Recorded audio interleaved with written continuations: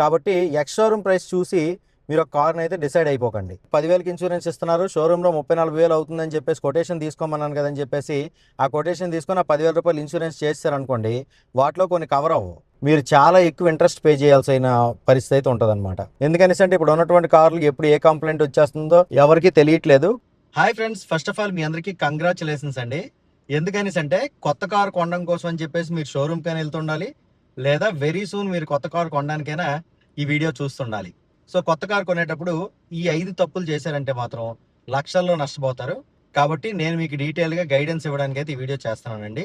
వీడియోకి లైక్ చేయని వారంటే ఇప్పుడు ఒక లైక్ చేయండి, వీడియోలోకి అయితే వెళ్ళిపోదాం.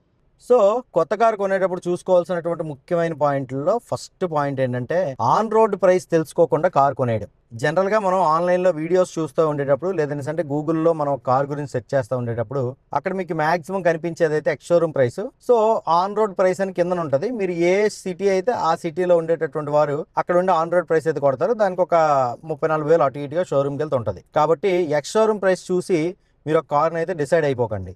ఎందుకనేసి అంటే ఎక్స్ షోరూమ్ ప్రైస్కి రోడ్ ట్యాక్స్ యాడ్ అవుతుంది, ఇన్సూరెన్స్ యాడ్ అవుతుంది, ఎక్స్ట్రా యాక్సెసరీస్ కోసం కొంత అమౌంట్ అయితే యాడ్ అవుతుంది, అలాగే కొన్ని హిడెన్ ఛార్జెస్ అయితే ఉంటాయి. సో వీటన్నిటి గురించి ఒక కంప్లీట్ అవగాహన అయితే కలిగి ఉండాలి మీరు. కాబట్టి మీరు షోరూమ్కి వెళ్ళగానే బుకింగ్ అమౌంట్ కట్టే ముందు ఆ కార్ యొక్క ఆన్ రోడ్ ప్రైస్ డీటెయిల్స్ అయితే తెలుసుకోండి. ఒక కొటేషన్ అయితే ఇమ్మని అడగండి. సో ఆ కొటేషన్లో మీకు అన్ని కవర్ అవుతాయి అనమాట. సో ఫైనల్ ఆన్ రోడ్ అనేది మీకు ఆ కార్కి వస్తుంది. దాని తర్వాత ఈ ఆన్ రోడ్ తెలుసుకోకుండా కొనకూడదని ఎందుకు అంటున్నానంటే, ఈ ఆన్ రోడ్ తెలుసుకొని 2-3 షోరూమ్లో ఎంక్వైరీ చేయండి. సో ఎంక్వైరీ చేసినప్పుడు మాత్రమే ఏ షోరూమ్ తక్కువ ఇస్తే ఆ షోరూమ్లో అయితే మీరు కార్ పర్చేస్ చేయొచ్చు. ఎందుకనేసి అంటే మీరు ఒకే షోరూమ్కి వెళ్ళి ఒకే షోరూమ్లో వారు చెప్పినటువంటి కొటేషన్ చూసుకొని కార్ కొనేసారంటే అట్లీస్ట్ ఒక 20-30 వేలు అయినా సరే పక్కన ఎక్కడైనా డిస్కౌంట్ లభించవచ్చు కదా. దాన్ని ఎందుకు లాస్ అవ్వడం మనం? కాబట్టి అందరు ఇచ్చినటువంటి కొటేషన్లు తీసుకోండి, దాన్ని బట్టి ఎక్కడ తక్కువ అనిపిస్తే అక్కడ కార్ అయితే కొనండి. ఇంకేమైనా డిస్కౌంట్లు ఉన్నాయా, ఏమైనా ఆఫర్లు ఉన్నాయి, ఇవన్నీ కూడా గుచ్చి అయితే అడగండి. అది మన రైట్ కార్ కొనుక్కునేటప్పుడు. ఇక రెండో పాయింట్, మీకు ఏ వేరియంట్ కావాలో క్లియర్ కట్గా ఒక ఐడియాతో వెళ్ళండి షోరూమ్కి. ఎందుకనేసి అంటే జనరల్గా మీరు ఏమనుకుంటారంటే బేస్ వేరియంట్ కార్ కొందాం. ఫర్ ఎగ్జాంపుల్ ఒక సిటీ కార్ట్ ఉందనుకోండి, చిన్న కార్ ఉందనుకోండి, దాన్ని బేస్ వేరియంట్ కొనుక్కున్నా నాకు చాలా అనే ఉద్దేశంతో నాకు ఏ హంగులు ఆర్బాటాలు వద్దని మీరైతే షోరూమ్కి వెళ్తారు. షోరూంలోకి వెళ్ళిన తర్వాత మీరు ఎలా మోటివేట్ చేయబడతారంటే మిడ్ వేరియంట్కో లేదంటే టాప్ ఎండ్ వేరియంట్కో మోటివేట్ చేయబడతారు. కాబట్టి మీరు ఏ వేరియంట్ కొంటారనేది ఒక క్లారిటీతో షోరూమ్కి వెళ్ళండి. ఆ వేరియంట్ మాత్రమే కొనడానికి ట్రై చేయండి. మీకు అవసరం లేనటువంటి ఫీచర్స్ ఏ వేరియంట్లో ఉన్నాయో చెక్ చేసుకోండి. టాప్ ఎండ్ మీరు బేస్ వేరియంట్ తీసుకోవాలనుకుంటున్నారు, దానికంటే కొంచెం ముందుకెళ్తే మిడ్ వేరియంట్ వస్తుంది. ఆ మిడ్ వేరియంట్లో మీకు కావాల్సినటువంటి ఫీచర్స్ అన్నీ కూడా కవర్ అయిపోతున్నాయి. టాప్ ఎండ్కి వెళ్ళేటప్పటికి మీకు అవసరం లేనటువంటి కొన్ని ఫీచర్స్ అయితే ఉన్నాయి. వాటికైనా ఎక్స్ట్రా అమౌంట్ మీరు ఎందుకు పే చేయడం? ఫర్ ఎగ్జాంపుల్ సన్ రూఫ్ ఉందనుకోండి, రియల్ టైంలో మీకు సన్ రూఫ్ అనేది అవసరమా కాదనేది ఒక్కసారి గుర్తుపెట్టుకోండి. దాన్ని బట్టి మీరు సన్ రూఫ్ వేయించుకోవాలో వద్దని చెప్పేసి ఆలోచించండి. దాని తర్వాత బేభత్సమైనటువంటి గతుకుల రోడ్డు అనుకోండి, మీ ఊరు రోడ్డు, అటువంటి సందర్భంలో స్టీల్ వీల్స్ అయితే ఎక్స్ట్రాడినరీ పర్ఫార్మెన్స్ అయితే ఇస్తాయన్నమాట. అలా కాకుండా అలాయ్ వీల్స్ అయితే గట్టి రాయికి గట్టి దెబ్బ తగిలిందంటే విరిగిపోయేటటువంటి పరిస్థితి అయితే ఉంటుంది. కాబట్టి అలాయ్ వీల్స్ని కూడా స్కిప్ చేసేయచ్చు మీరు. దాని తర్వాత wireless charging port, HUD, head up display, ఇటువంటివన్నీ కూడా మీకు అవసరం లేనటువంటి ఫీచర్స్ అనిపిస్తే వాటిని స్కిప్ కొట్టేసి మీకు కావాల్సినటువంటి బేస్ వేరియంట్ కానీ మిడ్ వేరియంట్ కానీ చూస్ చేసుకోండి. నేను ఇక్కడ కార్డ్స్లో విడిచిపెడతాను. మనకు అవసరం లేనటువంటి 5 కార్ ఫీచర్స్ అని చెప్పేసి ఒక వీడియో చేశాను. అలాగే మనకు ఖచ్చితంగా ఉండాల్సినటువంటి 5 కార్ ఫీచర్స్ అని ఒక వీడియో చేశాను. ఈ రెండింటిని ఒకసారి చూసి మీరు ఏ వేరియంట్ కొనాలనేది డిసైడ్ అవ్వండి. ఇప్పుడు ప్రతిది కూడా యూట్యూబ్లో వీడియోస్ అయితే మనకి అవైలబుల్ ఉన్నాయి.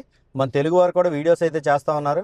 అలాగే హిందీ నుంచి, అలాగే గూగుల్లో కూడా ఇన్ఫర్మేషన్ అయితే ఉంది. వాటన్నిటిని బట్టి మీకు క్లియర్ కట్ ఐడియా ఉంటుంది ఏ కారు కొనాలని. ఆ కారు మాత్రమే కొనుక్కోండి. అలా కాకుండా మోటివేట్ అయ్యి టాప్ ఎండ్ కారు మీకు అవసరం లేకపోయినా కొనేసుకోకండి. దీనివల్ల కూడా మీరు డబ్బులు లాస్ అవుతారనమాట. ఇక థర్డ్ పాయింట్ చాలా ఇంపార్టెంట్ పాయింట్ అనమాట. షోరూంలో ఇన్సూరెన్స్ మనం కార్ కొనేటప్పుడు మనకి కొటేషన్లో ఇన్సూరెన్స్ ఇస్తారు కదా, ఇన్సూరెన్స్ ఎంత పడుతుంది ఆ కార్కి అని చెప్పేసి అయితే ఇస్తారు కదా. సో ఇన్సూరెన్స్ షోరూంలోనే మనం కొనాల్సినటువంటి అవసరం అయితే లేదండి. బయట కూడా ఇన్సూరెన్స్ అయితే మన కార్కి మనం కొనుక్కోవచ్చు. అలా కొనుక్కోవడం వల్ల మనకి వేలల్లో సేవ్ కూడా కొన్ని సందర్భాల్లో జరుగుతుందన్నమాట. ఒకవేళ బయట ఇన్సూరెన్స్ కంటే షోరూమ్ వాళ్ళు తక్కువ కొటేషన్ చేశారనుకోండి, షోరూంలోనే తీసుకోండి. అలా కాకుండా షోరూంలోనే ఖచ్చితంగా ఇన్సూరెన్స్ తీసుకోవాలేమో అని ఒక అపోహతోనైతే మీరు కారు కొనేటప్పుడు, కొత్త కారు కొనేటప్పుడు ఆ విధమైనటువంటి పొరపాటు జరిగేటువంటి అవకాశం అయితే ఉంటుంది. దాన్ని జాగ్రత్తగా చూసుకోండి. ఇన్సూరెన్స్ విషయంలో ఒక 20,000 వరకు సేవ్ చేసుకునే అవకాశాలు కొన్ని సందర్భాలు ఉంటాయి. కొన్ని సందర్భాల్లో 10,000 కూడా సేవ్ అవుతుంది. ఎంత మిగిలినా మిగిలినట్టే కదా. అందుకనే ఇన్సూరెన్స్ కూడా మీరు బయట అయితే కొటేషన్ తీసుకోండి. మరి కొటేషన్ తీసుకోమన్నాను కదని చెప్పేసి ఎవరో ఒకరు మనకి 10,000కి ఇన్సూరెన్స్ ఇస్తున్నారు, షోరూంలో 34,000 అవుతుందని చెప్పేసి కొటేషన్ తీసుకోమన్నాను కదని చెప్పేసి ఆ కొటేషన్ తీసుకొని ఆ 10,000 రూపాయలు ఇన్సూరెన్స్ చేస్తారనుకోండి, వాటిలో కొన్ని కవర్ అవ్వవు. వేరే కంపెనీ వాళ్ళు ఇస్తున్నటువంటి ఆ ప్రీమియంతో పాటు ఐడివి ఎంత ఉంది అంటే ఇన్సూర్డ్ డిక్లేర్డ్ వాల్యూ ఉంది కదా, అంటే వెహికల్ థెఫ్ట్కి గురైనా వెహికల్ డ్యామేజ్ అయినా వాళ్ళు ఎంతవరకు క్లెయిమ్ చేస్తున్నారు ఏంటి సంగతి, ఇది డీటెయిల్ ఇన్ఫర్మేషన్ అయితే చూసుకోండి. అలాగే జీరో డిప్ ఉందా లేదో చూసుకోండి. ఇంజిన్ ప్రొటెక్షన్ లాంటి కవరేజెస్ ఏమైనా ఉన్నాయో లేవో కూడా చెక్ చేసుకోండి. అలా కాకుండా బయట మనకి 10,000కి ఇచ్చే షోరూమ్ 30,000కి ఇస్తే ఈ బెనిఫిట్స్ అన్ని కూడా మనం కోల్పోతామేమో కూడా ఒకసారి అయితే చెక్ చేసుకొని ఇన్సూరెన్స్ అయితే బయట తీసుకోండి. ఓకేనా? ఎందుకనేసి అంటే ఇప్పుడు ఉన్నటువంటి కార్లు ఎప్పుడు ఏ కంప్లైంట్ వచ్చేస్తుందో ఎవరికి తెలియట్లేదు, కాబట్టి మీకు ఈ రాయితీలన్నీ కూడా ఇంపార్టెంట్ అనమాట. సో ఇన్సూరెన్స్ గురించి ఒక డీటెయిల్డ్ వీడియో అయితే నేను చేస్తాను very soon. So stay tune, మన ఛానల్ అయితే సబ్స్క్రైబ్ చేసుకోండి. ఇక 4వది, లోన్లో కార్ తీసుకున్నారనుకోండి, మొత్తం క్యాష్ కట్టి తీసుకునే కంటే లోన్లో తీసుకోవడం బెటర్ అనేది నా అభిప్రాయం అనమాట. సో ఆ క్యాష్ ఏదైతే ఉంటుందో దాన్ని మీరు బాండ్స్ రూపంలో ఇన్వెస్ట్ చేయొచ్చు, లేదంటే ఊర్లో నమ్మకస్తులు ఎవరైనా ఉంటే వాళ్ళకి రూపాయి పావులకి ఇంట్రెస్ట్ ఇచ్చినా సరే మీకు ఆ డబ్బులు ఇంట్రెస్ట్ అయితే వచ్చేస్తుంది. యువత లోన్ క్లియర్ అయిపోతుంది, కారు మిగిలిపోతుంది, మీ డబ్బులు మీ దగ్గర ఉంటాయి. సో నమ్మకస్తులు అయినటువంటి వారికి ఇంట్రెస్ట్ ఇవ్వడం అనేది సెకండరీ. సో ఫస్ట్ది ఏంటంటే బాండ్స్లోన లేకపోతే ఇంకెక్కడైనా సరే గవర్నమెంట్ బాండ్స్లోనే ఎక్కడైనా సరే ఇన్వెస్ట్ చేసుకుంటే మంచిది అనేది ప్రైమరీ ఇదనమాట. కాబట్టి మీరు లోన్కి ఒకవేళ వెళ్ళినట్టయితే లోన్ గురించి బాగా ఆలోచించండి. అక్కడ ఏం జరుగుద్ది అనేసి అంటే నెలకి ఈఎంఐ తక్కువ పడుతుంది కదని చెప్పేసి టెన్యూర్ పెంచి వెళ్ళిపోయినారు అనుకోండి, మీరు చాలా ఎక్కువ ఇంట్రెస్ట్ పే చేయాల్సిన పరిస్థితి అయితే ఉంటుంది అనమాట. కాబట్టి లోన్ అమౌంట్కి ఈఎంఐ అనేది ఎక్కువైనా పర్లేదు, ఇంట్రెస్ట్ అనేది తక్కువ అవుతుందా లేదని చెక్ చేసుకొని దాన్ని బట్టి మాత్రమే మీరు లోన్కి వెళ్ళండి. తర్వాత షోరూంలో చాలా బ్యాంక్స్ అయితే ఉంటాయన్నమాట.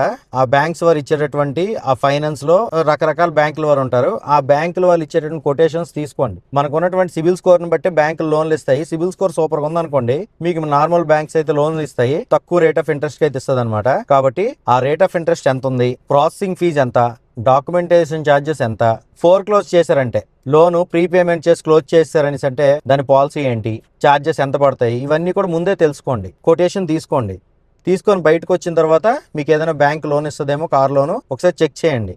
వారికి వీరికి కంపేర్ చేసుకోండి. లేదు ఎన్బిఎఫ్సిలో మీకు లోన్ వచ్చినా సరే అక్కడైనా సరే ఒకసారి కొటేషన్ చెక్ చేసుకొని మాత్రమే లోన్కి వెళ్ళండి. లేదు ఇంకెళ్ళామో ఆ రోజు ఎలాగైనా సరే డాక్యుమెంటేషన్ అయిపోవాలని చెప్పేసి మీరు కనుక తొందరపడ్డారంటే చాలా డబ్బులు లాస్ అయ్యే అవకాశం అయితే ఉంటుంది. ఇక అన్నిటికంటే ముఖ్యంగా పీడిఐ. సో ప్రస్తుతం ఉన్నటువంటి సిచ్యువేషన్లో ఏ కారు ఏ విధంగా వస్తుందని చెప్పేసి ఎవరూ చెప్పలేకపోతున్నాం అనమాట. కొన్ని పార్ట్స్ రీపెయింట్ అయ్యి అయితే వస్తున్నాయి, కొన్ని కార్స్లో ఎలకల దూరి వైర్లు అయితే కొరికేస్తూ ఉన్నాయి, కొన్ని కార్లు కింద రస్ట్ అయితే కనిపించేస్తూ ఉంది, కొన్ని కార్లకి సస్పెన్షన్ కంప్లైంట్లు ఉన్నాయి, కొన్ని కార్లకి అయితే మాల్ ఫంక్షన్ వచ్చేస్తుంది అనమాట, అంటే సాఫ్ట్వేర్ ప్రాబ్లం ఏదో ఉంది. సో ఇలా 1000 కార్లలో ఒక కారుకి పూర్తి స్థాయిలో ఇబ్బంది ఉందనుకోండి, ఆ 1000 కార్లలో ఆ ఒక్క కారు అనేది మీకే తగిలింది అనుకోండి, చెప్పలేం కదా. అందుకని చెప్పేసి మార్కెట్లో చాలా పీడిఐ సర్వీసెస్ ఉన్నాయి, వాటిని వినియోగించుకోండి. వాళ్ళు ఇచ్చేటటువంటి సేవలు ఏంటన్నది ఒకసారి అయితే మీరు ముందుగానే మాట్లాడుకోండి. హైదరాబాద్లో అయితే మన రవి గారు ఉన్నారు కదండి, రవితేజ సిటీ డ్రైవర్. సో ఆయన అయితే పర్ఫెక్ట్ పీడిఐ అయితే చేస్తున్నారు అనమాట. తర్వాత ఆయన ఇన్స్టాగ్రామ్లో వీడియోస్ పోస్ట్ చేస్తూ ఉన్నారు కదా, కొన్ని కార్లు పీడిఐలో రిజెక్ట్ అయినట్టుగా. సో రిజెక్ట్ అవ్వడానికి చాలా రీజన్స్ అయితే ఉంటాయన్నమాట. సో ఓవర్గా రీపెయింట్ అవ్వడం, లేదని అంటే వైరింగ్ ఎలకలు కొరికేయడం, ఇటువంటి కారణాలు చాలా ఉంటాయి. సో వాటన్నిటిని ఆయన చెక్ చేసి చెప్తా ఉన్నాడు. కాబట్టి పీడిఐ సర్వీస్ని అయితే మాత్రం తీసుకోవడంలో తప్పేయట్లేదు. ఆల్రెడీ కంపెనీలో పీడిఐ చేసే వస్తుంది, బట్ ఏంటంటే మరొకసారి థర్డ్ పార్టీ పీడిఐ చేయించుకోవడం అనేది మంచి పనేనండి. అయితే ఒకటే చెప్తాను, సో పీడిఐ సర్వీసెస్లో మీకు టెస్ట్ రైడ్ చేసి సో కార్కి ఉన్నటువంటి ఈచ్ అండ్ ఎవ్రీ పాయింట్ కూడా కవర్ అవ్వదు. అంటే సస్పెన్షన్ ఎలా ఉంది, గతుకులు వెళ్ళేటప్పుడు ఇవన్నీ కూడా మనం అంత చెక్ చేయాల్సినటువంటి అవసరం లేదు. కొత్త కార్కి జస్ట్ ఇవి రీపెయింట్ అయ్యిందా లేదా, ఎలకలు కొరికినాయా లేదా, మొత్తం కింద అండర్ బాడీలో ఎక్కడైనా సంపలీకలు ఉన్నాయా లేదా, ఇటువంటివన్నీ కూడా ఎక్స్పర్ట్ అయితే పర్ఫెక్ట్గా చెక్ చేసి మీకు చెప్తాడు. హైదరాబాద్లో అయితే రవి గారు పర్ఫెక్ట్ పీడిఐ చేస్తూ ఉన్నారు. ఆయన కాంటాక్ట్ నెంబర్ కూడా నేను డిస్క్రిప్షన్లో ఇస్తాను. హైదరాబాద్లో ఎవరైనా కొత్త కారు కొనుక్కునేటప్పుడు పీడిఐ అయితే అక్కడ చేయించుకోండి. సో నేను విశాఖపట్నంలో పీడిఐ స్టార్ట్ చేద్దాం అనే ఆలోచన ఉండేది, బట్ మనకి విశాఖపట్నం 150 కిలోమీటర్లు అనమాట, వెళ్ళి సర్వీస్ ఇవ్వడం అంటే మనకు కుదరని పని. సో ఇలా పీడిఐ చేయించుకునేటప్పుడు స్క్రాచ్లు ఏమైనా ఉన్నాయా, డెంట్లు ఏమైనా ఉన్నాయా, రీపెయింట్ చేయబడిందా, సంపలీకలు ఉన్నాయా, సస్పెన్షన్ నుంచి ఆయిల్ ఏమైనా లీక్ అవుతున్నాయా, బ్రేక్ క్యాలిపర్స్ నుంచి ఆయిల్ లీక్ అవుతున్నాయా, సో 4 విండోస్ కూడా ఒకే నెంబర్ కలిగి ఉన్నాయా. కొన్ని కార్లలో ఆ నెంబర్లు తేడా ఉంటాయండి. విండోస్లో కానీ, ఫ్రంట్ విండ్షీల్డ్లో కానీ, బ్యాక్ గ్లాస్లో కానీ ఏమైనా కోడింగ్ తేడా ఉందనేసి అంటే దానికి ప్రాపర్ వ్యాలిడ్ రీజన్ మనకి తెలిసిందంటే సీలెంట్లు చెక్ చేయడం, ఇవన్నీ కూడా చూసుకొని మీరు పీడిఐ చేయించుకొని కారు కొనుక్కోవడం అయితే మంచిదన్నమాట. ఈ 5 పాయింట్లను అబ్జర్వ్ చేసి మీరు కొత్త కారు కొనుక్కున్నట్టయితే లక్షల్లో లాస్ అవ్వకుండా ఉంటారనమాట. సో ఈ 5 పాయింట్లలో మీకు ఏ పాయింట్ బాగా నచ్చిందనేది కామెంట్ చేయండి. నేను మళ్ళీ చెప్తున్నాను ఈ 5 పాయింట్లు ఒకసారి. ఫస్ట్ది ఆన్ రోడ్ ప్రైస్ తెలియకుండా కారు కొనడం. రెండోది ఏ వేరియంట్ కొనాలనేది ఒక క్లారిటీ లేకుండా షోరూమ్కి వెళ్ళి వాళ్ళు ఏదో ఒక వేరియంట్ మోటివేట్ చేస్తే కొనేయడం. మూడోది షోరూమ్ వాళ్ళు ఇచ్చినటువంటి ఇన్సూరెన్స్ వేరే కొటేషన్తో కంపేర్ చేయకుండా తీసుకోవడం. నాలుగోది లోన్ ఇంట్రెస్ట్ రేట్లు అనేవి కంపేర్ చేసుకోకుండా తీసేసుకోవడం. ఐదోది పీడిఐ చేయించుకోకుండా కారు కొనుక్కోవడం. సో ఈ 5 పాయింట్లో మీకు ఏ పాయింట్ నచ్చిందో కామెంట్ చేయండి. ఈ వీడియో నచ్చిందంటే లైక్ చేయండి గైస్. అందరూ నమస్కారం, థ్యాంక్ యూ. ఎవరైతే ఆన్ రోడ్ ప్రైస్ తెలుసుకోకుండా ఎక్స్ షోరూమ్ ప్రైస్ మాత్రమే తెలుసుకొని షోరూమ్కి వెళ్తారో వాళ్ళైతే ఖచ్చితంగా ఇబ్బందులు పడే అవకాశం అయితే ఉంటుంది.